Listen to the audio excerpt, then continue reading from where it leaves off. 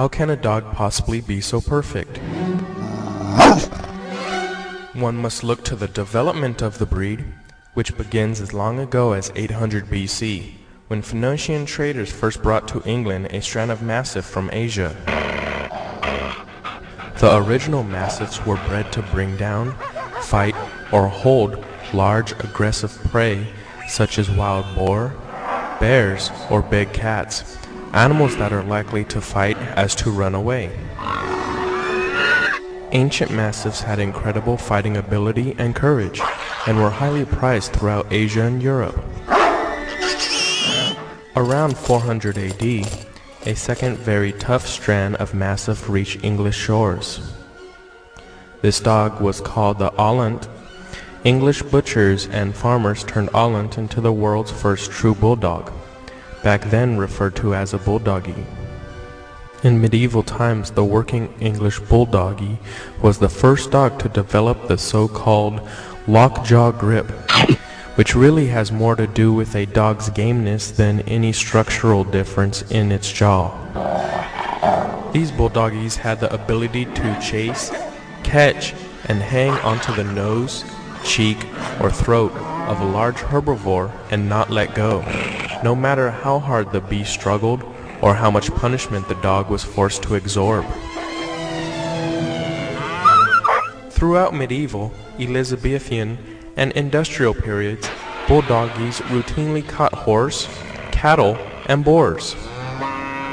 These bulldoggies were usually found in farm and butchery work, and sometimes in stage competitions.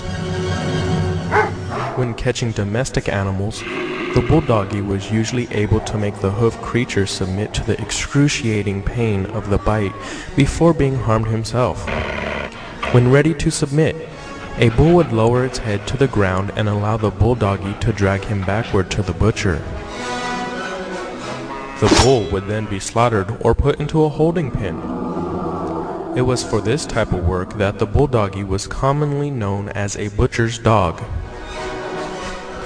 In addition to biting and holding, the early working bulldoggie also had the ability to throw a bull to the ground by rapidly corkscrewing his body right when the big breast was off balance in the middle of a stride.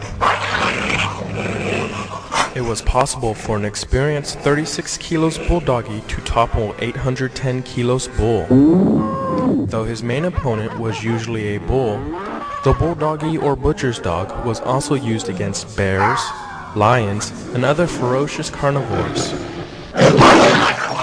These stage fights were called baits.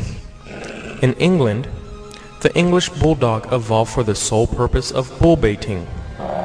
Bull baiting was a cruel sport in which a tethered bull, brought to market for slaughter, would be attacked by bulldogs with the notion that the meat would be tenderized prior to slaughter by the bulldog's attacks. The contention that the meat was tenderized during these brutal bouts was not based on any fact, and indeed served no real purpose other than to line the pockets of the men who trained their dogs to participate in these sadistic blood matches. During these matches, the dog would assault the bull, avoid the stomping hooves and slashing horns, grab a nose or ear, and hang on until the bull collapsed from exhaustion or lack of oxygen. Many of the dogs were crushed by stomping hooves, disemboweled by slashing horns, and tossed through the air, causing broken legs, backs, and skulls when they hit the ground. On the whole, both the dogs and the bulls suffer greatly. However, every class of person from commoner to royalty enjoyed these spectates as a means to divert themselves from the violence and diseases of their day-to-day lives. The bulldoggies used on bears and large meat eaters were heavier than the ones used solely on livestock. Speed was not important against the larger opponents, and the fight would take place in an enclosed area, so endurance was less of a factor. Whether large or small, the working English bulldoggie that survived this grueling gauntlet of animal combat became the greatest canine warrior ever.